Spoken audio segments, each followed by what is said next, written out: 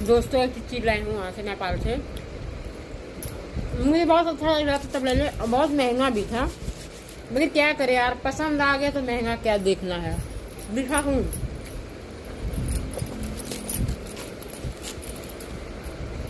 देखिए पूरा मोती लगा है, इतना प्यारा है ये दोस्तों। एक ही बार में देखा तो तुरंत पसंद आ गया, बहुत मस्त लग रहा था। और इसका प्राइस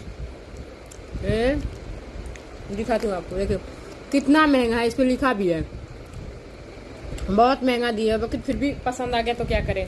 काफी सुंदर लग रहा था तो ले लिए, और जब पसंद आ गया दोस्तों तो महंगा क्या चीज होता है, पसंद के ऊपर होता है सब कुछ। अच्छा लगा, छोटा सा है लेकिन बहुत अच्छा लगा, क्यूट लगा, मस्त लगा दोस्तों। कमेंट करके बताइए कैसा है, आप लोग बताइएगा जरूर।